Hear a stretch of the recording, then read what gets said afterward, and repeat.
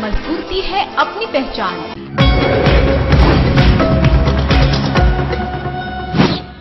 नीलीट computer पाठ्यक्रम से सरकारी नौकरी सुनिश्चित। उपरोक्त बात बोकारो नगर स्थित संस्था ISIT के मुख्य शिक्षा पदाधिकारी MM श्रीवास्तव ने कही। National institute of electronic and information technology Bharat सरकार की एक स्वायत्त वैज्ञानिक संस्था है।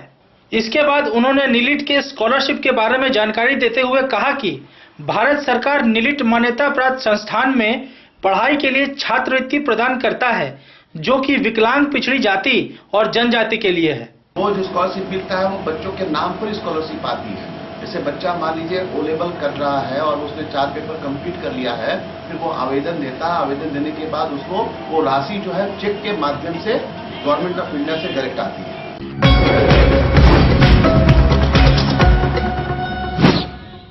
धनबाद हीरापुर निवासी राजीव कुमार पांडे अपने गांव जा रहे थे।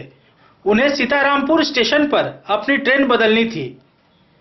सीतारामपुर स्टेशन पर ट्रेन बदलने के क्रम में खुल चुकी धनबाद हावड़ा कोलफील्ड ट्रेन से जल्दबाजी में उतरने के क्रम में दुर्घटना का शिकार हो गए, जिसमें उनको अपना दायां पैर घुटने से नीचे गंवाना पड़ा।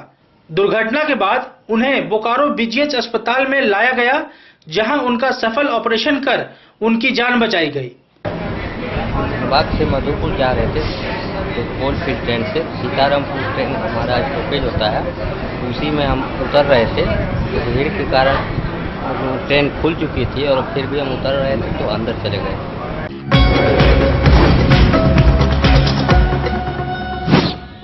झारखंड सरकार का उपकरण तेलुघाट विद्युत निगम लिमिटेड के 25 वर्ष पूरे होने के उपलक्ष्य में रजत जयंती समारोह का आयोजन किया गया।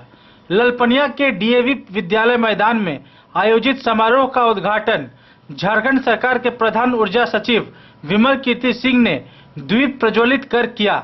इसके साथ तेलुघाट विद्युत निगम लिमिटेड के MD SN Verma, GM Ram अवतार साहू, बोकारो जिला उपायुक्त अरवा राजकमल, भाजपा के पूर्व विधायक शत्रुराम महतो आदि अधिकारी समारोह में उपस्थित थे।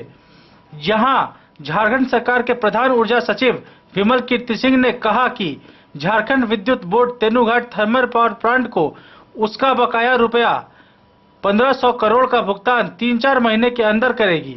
साथ ही यहां 1320 मेगावाट विद्युत उत्पादन क्षमता वाले नए सुपर पावर प्लांट बनाए जाने की भी बात कही। यहां सांस्कृतिक कार्यक्रम का भी आयोजन किया गया। और अब आपको जान के खुशी होगी कि ये योजना बनी है कि आपका जो तेलुघाट विद्युत निगम लिमिटेड है वो बहुत सारी बिजली देता है झारखंड बिजली बोर्ड को, लेकिन झारखंड बिजली बोर्ड उस हिसाब से पैसे नहीं देता है इनको।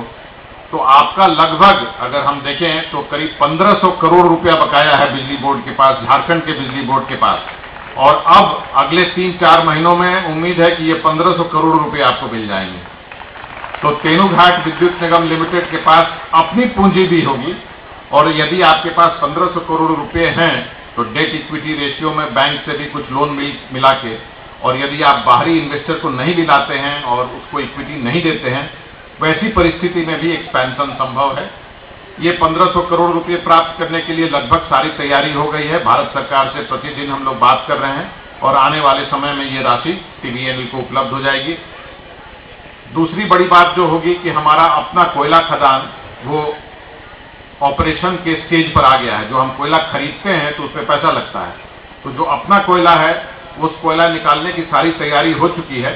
लेकिन वो कोयला मिला था एक्सपेंशन प्रोजेक्ट के लिए, तो हम लोगों ने भारत सरकार के कोल मंत्रालय को लिखा है कि आप हमको इसको वर्तमान यूनिट के लिए भी कोयला उपयोग करने की अनुमति दें, और मुझे उम्मीद है कि शीघ्र वो अनुमति हमको मिल जाएगी। आपके समक्ष ये बोला गया कि हम हीरक जयंती भी मनाएंगे। तो हीरक जयंती मनाना हो, स्वर्ण जयंती मनाना हो, तो नए प्लांट आने होंगे, इस प्लांट का एक्सपेंशन करना होगा, और उसके लिए भी सभी तैयारी की जा चुकी है।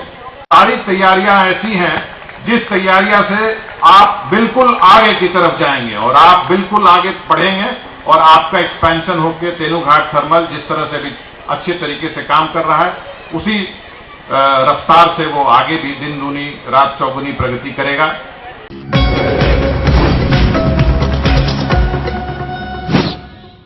दिनांक 9 अप्रैल को करीब 7:30 बजे शाम को बारी कोऑपरेटिव मोड़ के सामने NH पर दो मोटरसाइकिल सवारों को एक टेलर ने सामने से टक्कर मार दी, जिसमें मोटरसाइकिल सवार दोनों युवक जिनकी उम्र करीब 20 से 25 वर्ष होगी, वो प्रत्यक्षदर्शियों के अनुसार पूरी तरह सुरक्षित हैं, पर दुर्घटना में उनकी मोटरसाइकिल CVC नंबर JH09M7168 पूरी तरह ध्वस्त हो गई है। प्रत्यक्षदर्शियों के अनुसार दोनों युवक LH के निवासी बताए गए, जिन्होंने समय रहते कूदकर अपनी जान बचाई। मौके पर पुलिस ने मुस्तैदी दिखाते हुए भागती टेलर को रेलवे फाटक के पास धर दबोचा और कहा कि अनुसंधान जारी है और लड़के बाल बाल बच गए हैं। पुलिस क्षतिग्रस्त मोटरसाइकिल को टेलर पे सवार करके थाने ले गई। अभी जो एक्सीडेंट हुई है इसमें आपने क्या देखा, ये कैसे हुआ और कहाँ पे हुआ? बारी कोऑपरेटिव मोड़ पर हुआ। वही तो हम इधर जूस बना रहे थे तो चरचराया गाड़ी, तो उधर देख रहे हैं गाड़ी टेलर चढ़ गया है। क्या हुआ इसमें, क्या बाइक को किसने टक्कर मारा है? टेलर चढ़ा रहा बाइक पे। बाइक में कितने लड़के थे? 2 लड़के को कुछ हुआ है या लड़के बच गए? लड़के बच गए। बाइक तो पूरी तरह से ध्वस्त हो चुकी है अभी? ध्वस्त हो गई है बाइक। टेलर पकड़ा गया या नहीं अभी? नहीं, टेलर तो भाग निकला है। पुलिस आई थी क्या यहाँ पे? पुलिस अभी आई है, आपको जाने के बाद थोड़ा पहले। अच्छा, कितने बजे घटना हुई होगी ये? 7:45 करीब में? 7:30 7:30 में? 7:30 एक्सीडेंट हुआ जिसमें बाल बाल बच गया है, समझे, यही है। और तो अनुसंधान जारी।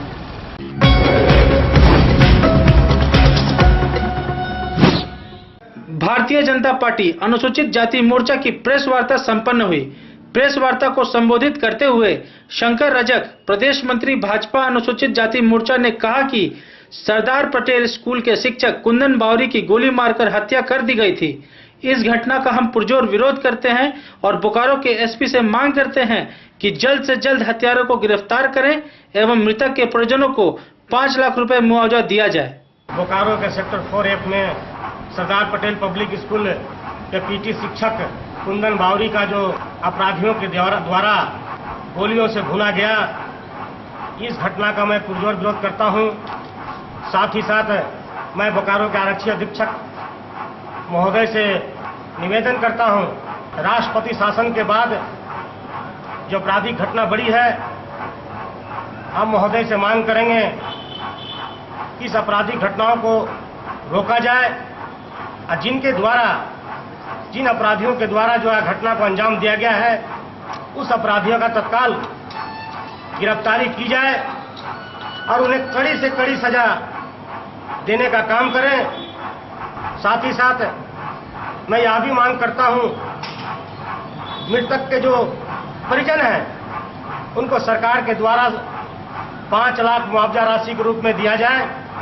राष्ट्रपति शासन के बहाने यहाँ के जो जिला प्रशासन के लोग हैं लापरवाही और मनमानी ढंग से काम कर रहे हैं, जिसका परिणाम है कि यहाँ आपराधिक घटनाएं इस तरह की बढ़ती जा रही हैं। भारतीय जनता पार्टी अनुसूचित जाति मोर्चा ये डिमांड करती है कि कुंदन बावरी के मृतक के परिवारों को मुआवजा मिले और उनके परिवारों को, चूँकि ये भी जानकारी मिली है कि उनके बड़े भाई को भी इसी तरह से अपराध तत्वों के द्वारा मारा गया है। तो मेरा कहना है कि कुंदन बावरी के परिवारजनों में जो भी अभी हैं, उनके घर में जिला प्रशासन की तरफ से कड़ी सुरक्षा दी जाए, उनके जानमाल की रक्षा की जाए।